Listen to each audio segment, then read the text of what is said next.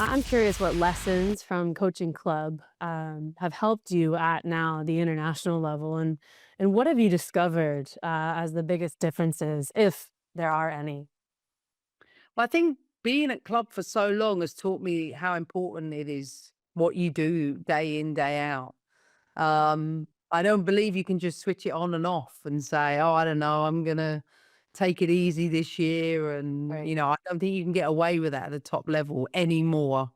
I really believe that you have to produce all of the time because the quality and the competition, coming into or being available for selection is growing. So that's the first thing. So I want to see the habits. I want to see, are they really, there's 2 hours on a training pitch. What are they like for the 22 other hours?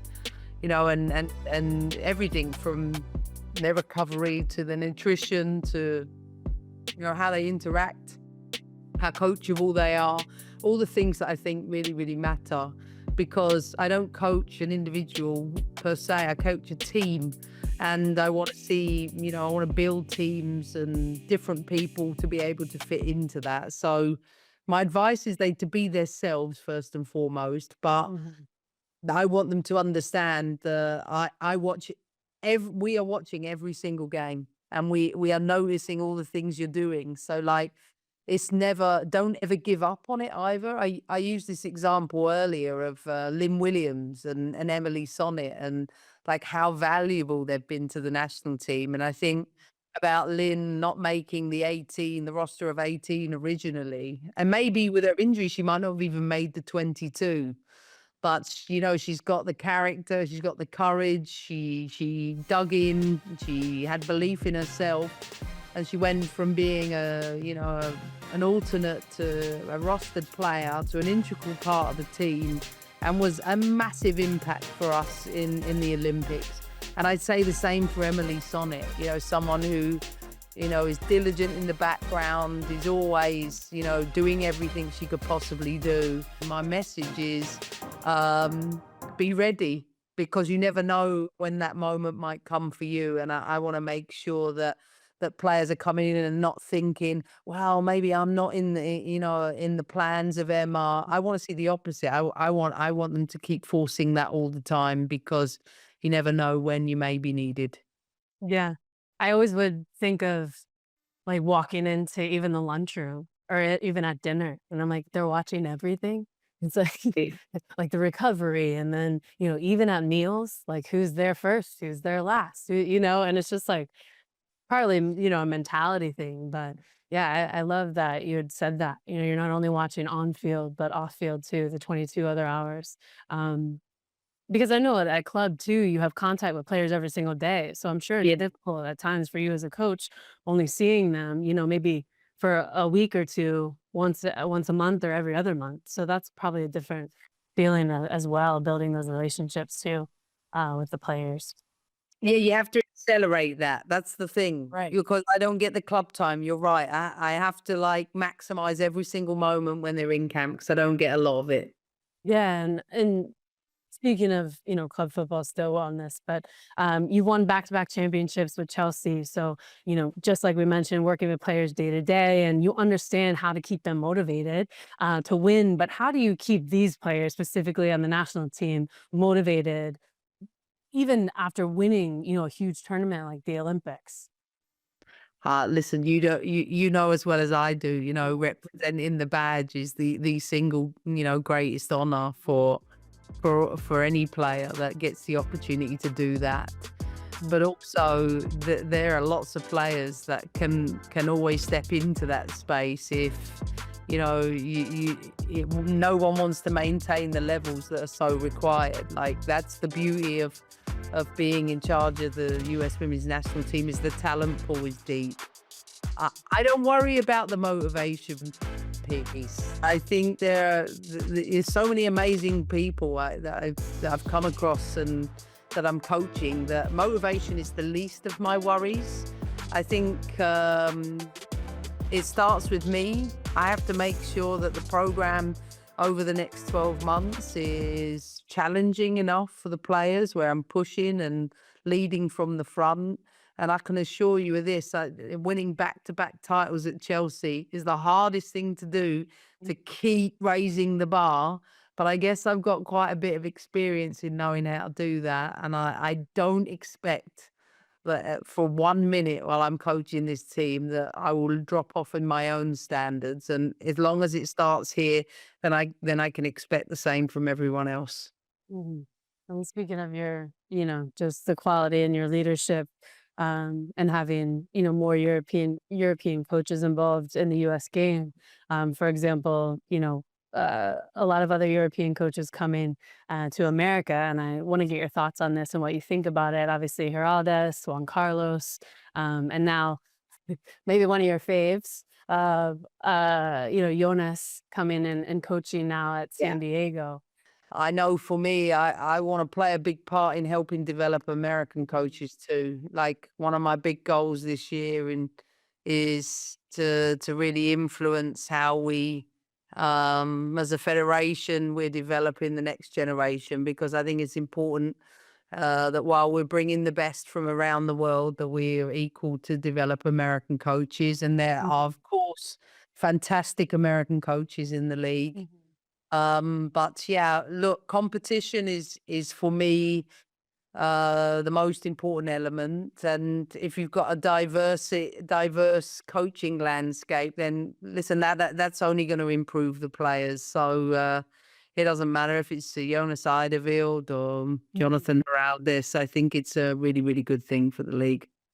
And there's also a lot of female, coaches and assistant roles now, and I'm wondering your thoughts too, because I struggle to, you know, I just wonder why a lot of these female coaches in the assistant roles don't necessarily get opportunity at the head coaching position. So, do you think that's an issue, or what are your thoughts on that? Do you You feel know, it could be better, or? yeah, I think female coaches get a harder time.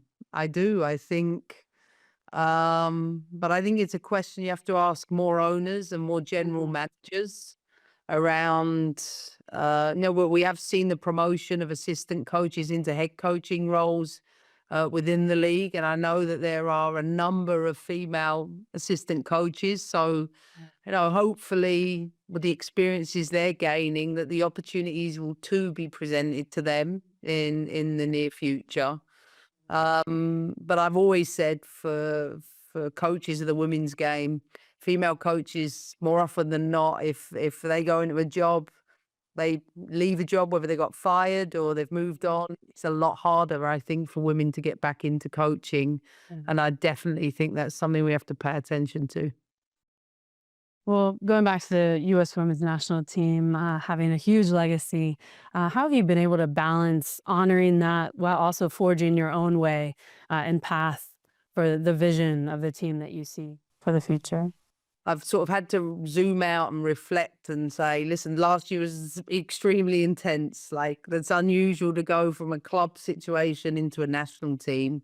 Right. But in the last 6 months, I've really tried to stay zoomed out and say, okay, well, what gaps can we close in certain areas? And one of those is developing more program opportunities, particularly at the under 23 level, as I really feel there's like a lost generation that didn't get a lot of cap opportunities because they went from 20s, and if they didn't make the seniors, there weren't a lot of opportunities there. And I actually learned the other day that in the US, there are less under 23s playing domestically and internationally in terms of experience than in a lot of top nations. So we've got to close the gap, whether that's, encouraging the players to keep pushing to play wherever they are, but also internationally create an under 23 program so we can start to give them international experiences prior to them coming to the senior level. And of course, some may go from 20s to seniors,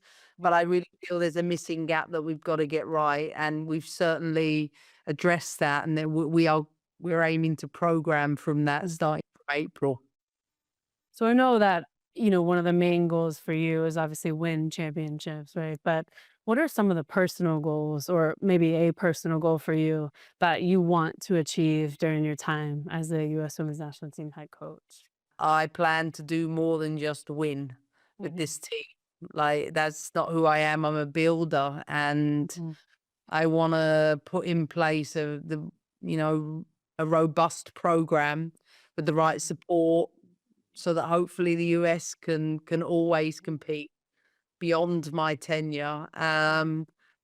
But also, like, set the bar for the global game off the field. Like, that's one of my big goals. Well, we're excited to hear more about it, and, no, I think that's brilliant.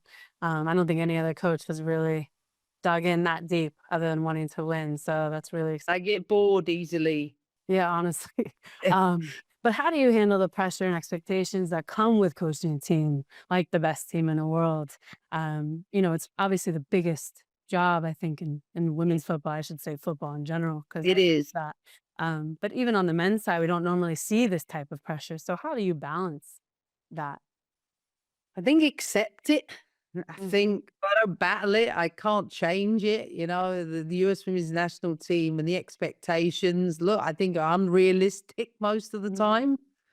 Especially in a growing game where there's a lot of investment globally. I think the realities are, up until the Olympics, I think most people recognize that actually there are challenges to winning. mhm, And of course, winning the Olympics, I don't think that noise goes away personally.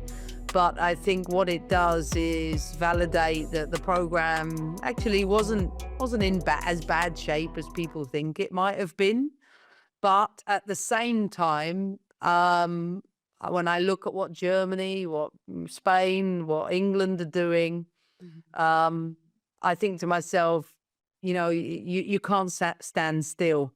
Like, I think there's too much development globally. And I think about a World Cup in Brazil where, they went toe to toe with us in the final. I think they're an incredible team, and I mhm. expect them to develop. So I think just don't rest, and be proactive in how you want to achieve things for the future. And I can't work any other way. So I know managing Chelsea may not seem as big as managing as USA, but I was always under pressure all the time to keep delivering titles. And I think accepting that probably helped me, because I've sort of felt then, okay, well, listen, it's no point trying to change anybody's narrative on that. Just get on with the job, keep pushing the envelope, and I know that I'll do everything I can to keep putting this team in the best place possible.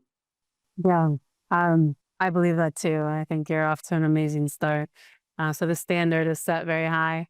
But as a mother myself too, I understand work-life balance can be difficult with having kids. But how has it been for you? Just on this side of the game, what's been the most rewarding aspect of sharing this journey with Harry? But by your side, there's some of the most important ones. Oh, that's a good question. I think I think travel. When you Mhm. get the chance to travel, I get to teach him about the world. I get to teach him about America, and that's been so much fun. Like, he can reel state flags in a way that, like, it puts me to Can't shame. even do that. Honestly, he can sing the national anthem. He really is. He's embraced it. He struggles a little bit when I have to go away. The separation from me has been probably the hardest thing for both of us. So I maybe didn't anticipate that, but we're working on it, and I make sure he's with me as often as possible. But I think just the journey. I've always encouraged. I've always loved working in America. So for me, coming back a second time around, but this time as a mother, has felt all the more special. And he loves all the places I love.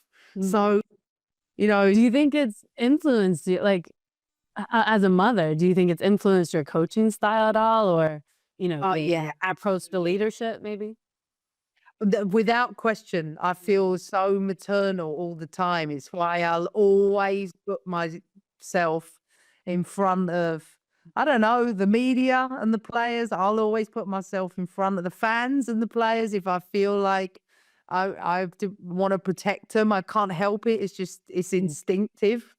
Um, so I know you understand that. But at the same time, I think what it has given me is a lot more patience, and also I'm not afraid to have the conversations with them where they need to, whether it's where they need to grow up, where they need support, where they need encouragement, where they need a push.